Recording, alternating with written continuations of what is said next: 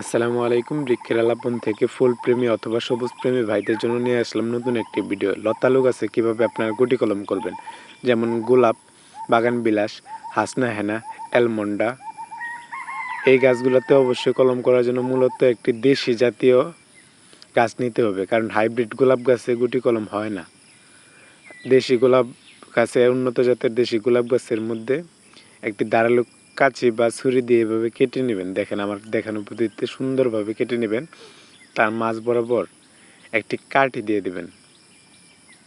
কাঠি দেওয়া শেষ হয়ে গেলে আপনারা হাতে করে সামান্য দোআঁশ মাটি অথবা যে কোনো মাটি হলে হবে, মাটি নেবেন। মাটির সাথে কিছু কোকোপিট অথবা জৈব সার, মানে মাটি যে আপনার যেটাকে বলে ভূমিকম্পোস্ট নেবেন। নেওয়ার পরে সেটি কাদা করে নেবেন পানি দিয়ে।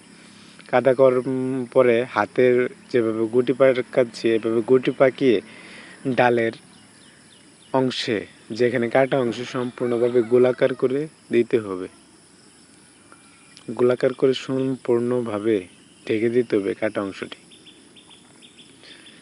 ঢেকে দেওয়ার পরে অবশ্যই একটি সাদা কাগজ প্রস্তুত রাখবেন, যে কাগজটি দিয়ে আমরা পেঁচিয়ে দেব গুটি অংশটি। যেমন দেখেন, আমার দেখানো পদ্ধতিতে আপনারা পেঁচিয়ে দিবেন। পেঁচিয়ে দেওয়ার পরে একটি নলি সুতা বা সারের যে কোনো পরিত্যক্ত সুতা দিয়ে আপনারা সুন্দরভাবে পেঁচিয়ে দেবেন কাগজটারে, যাতে আপনার হাওয়া না ঢোকে, এতে ডালটি শুকাবে না। আর 40 দিন পরে আপনারা ডালটির বাইরে থেকে দেখা যাবে যে সাদা সাদা শিকড় আসছে। তারপরে ডালটি কেটে নেবেন। 40 দিন লাগে, অনেক সময় 30 দিনে হয়ে যায়।